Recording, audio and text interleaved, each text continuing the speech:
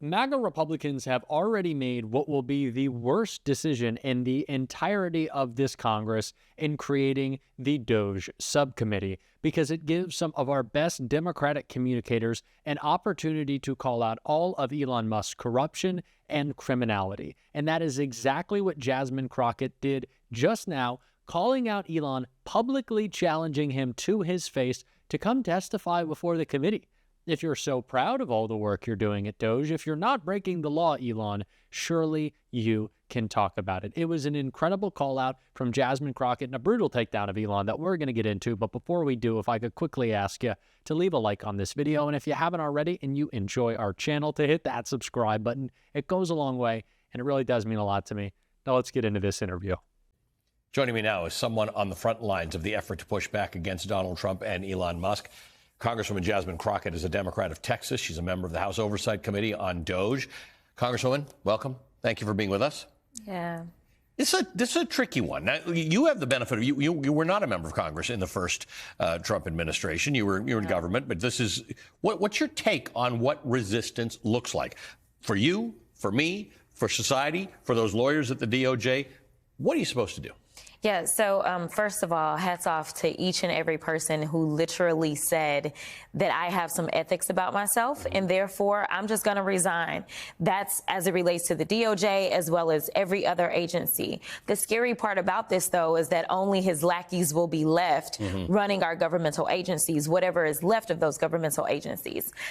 When I think about resistance, though, I've had a lot of conversations, and one of the things that keeps coming up is how the former governor of this state was consistently doing daily briefings in the midst of COVID because we couldn't trust anything that Donald Trump was saying about the pandemic. Right. So everyone tuned in to really what almost was like the shadow president, the guy that was going to give us facts and not tell us to inject ourselves with bleach. Right.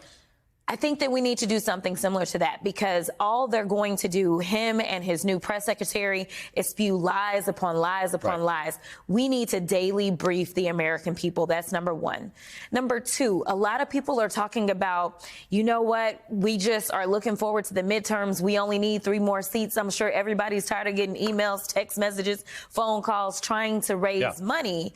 But the reality is that we have an opportunity right now. I know that a lot of people look at these seats that are available, which there's going to be a total of 3, and they say these are deep red seats. But here's the thing. We saw that in the state of Iowa, they swung a seat 27 points so that a Democrat could win. I say we have nothing to lose. We need to go out. We need to talk to those people that finally understand that the only mission that Donald Trump has is making sure that he can line his pockets, line Elon's pockets, and any other billionaire, all at our expense. It's not just going to be the people you dislike that are going to miss out on their Medicare, Medicaid, or their Social Security. Or down in the state of Florida, where 2 of these seats are, they are talking about getting rid of FEMA. It is time to wake up, and it doesn't mean that you're a Democrat if you vote Democratically. So this is where I want to get to. Who's the audience to swing some of these states? Is it progressives who understand that their priorities are being crushed, or is it people who voted Republican to whom you say, you didn't vote for this, did you? Exactly. You didn't vote for Elon Musk and a guy named Big Balls to have your documentation. Yeah.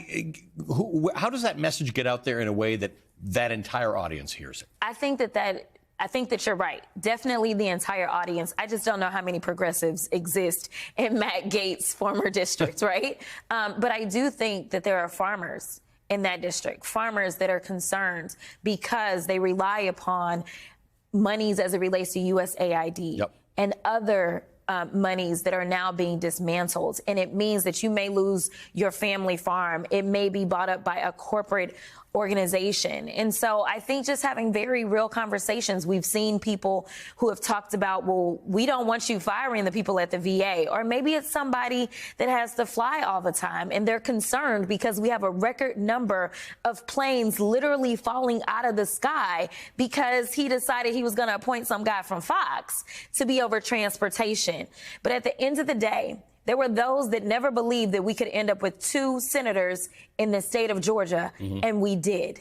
There were those that never believed we could have a Democrat representing Alabama, and in that special election, we did. So I think if there's any point in time that the people should rise up and figure out where should I focus my attention, it's on these special elections, and it's having real conversations on the doors with real people talking about what's really happening and not the lies that they're putting out there. I want to go back to this idea. There are a lot of people frustrated about where a lot of Democrats are in this mix. Yeah. You're out there a lot. We've talked several times. You've got a take on everything that happens.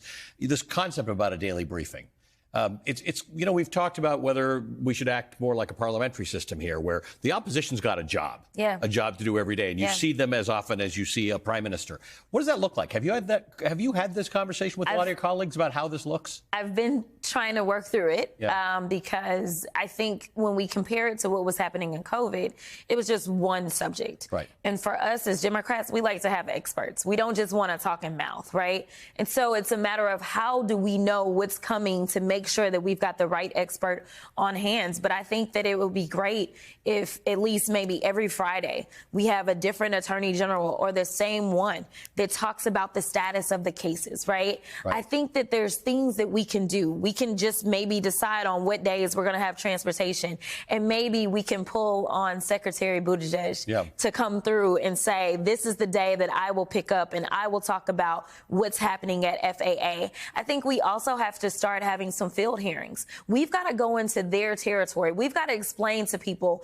in rural America, the reason that you don't have hospitals is because of their policies. The reasons you're not going to have schools is because of their policies. The reason that you had access to more jobs, more health care, as well as the next level of farming was because Democrats were the ones that wanted to make sure that you could have broadband access. We've got to start having the conversations instead of just ceding the territory, because the reality is that right now they're trying to cut SNAP benefits. You know who uses more SNAP benefits than anybody else? It's rural America. It's not urban America. We have a story for every single person who's not a billionaire in this country, and it's time for us to tell it. So you had an interesting story, which I wasn't going to bring up because my parents watched this show, but you were involved in a hearing with Elon Musk about condoms. Right? Do you remember this whole? It wasn't with Elon. Elon, if you're watching, come through, boo, because you haven't shown up to the Doge subcommittee yet. Right, and you called him out at that subcommittee. Yes. But this became weird because Buddy Carter, your colleague from Georgia, started talking about how we were giving condoms to the Taliban, and then Donald Trump himself. Then it became about Gaza, but it would have to have been about 7,000 condoms per person.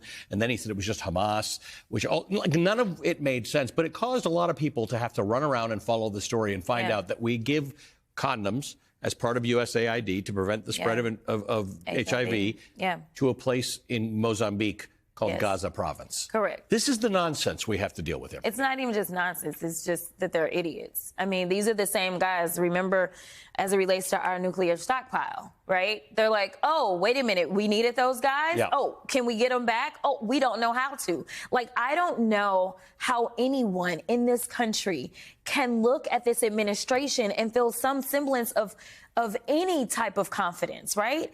And this is all at the same time. Like, Elon doesn't want us talking about the fact that he has received almost $1 billion worth of new contract money from the U.S. government in just 2 weeks.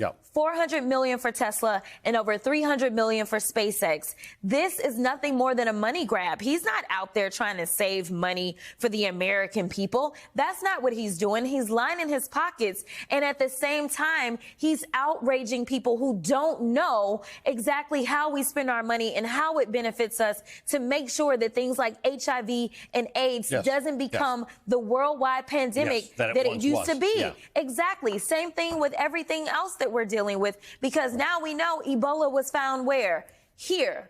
In New York. I mean, we need people that are experts, not idiots that play on Fox News or play on the internet. How can you not love Jasmine Crockett? This is exactly the type of energy we need from her. And really, it's a great lesson to every other Democrat. This is the type of energy we need. This is the way we need to be communicating. We have to be publicly challenging Elon Musk.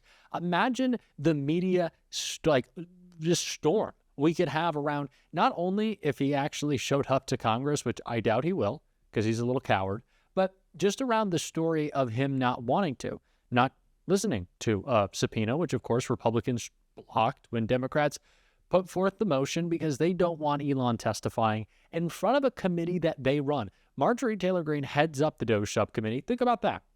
She's in charge, yet she doesn't want Elon to be there at the subcommittee on DOJ, on the organization he's running. Or I guess Republicans say that he's not running it, even though that's a lie and a violation of an affidavit that Elon signed, which is another lie, which is a criminal act.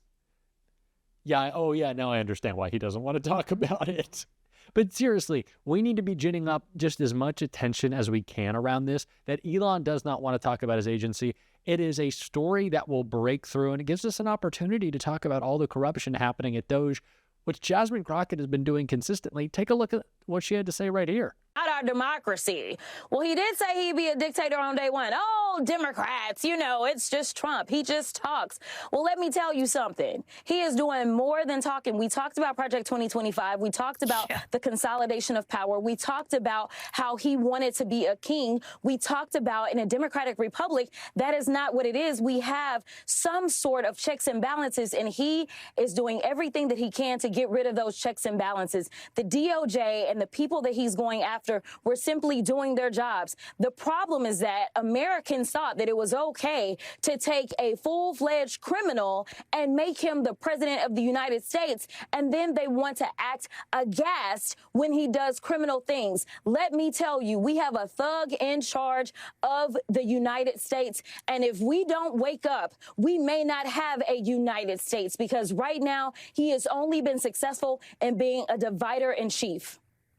What an absolute superstar. I wish we had 10, 20, 50 more Jasmine Crockett's. I feel like Jasmine Crockett doesn't get to sleep. She doesn't just get to take a beat. But I think she's okay with that. She understands how important it is that we continue to crush and crack down on and call out. And any other C word you want to use, there's some C words I want to use, and I'm thinking about Elon Musk, but we're not going to do it on this show.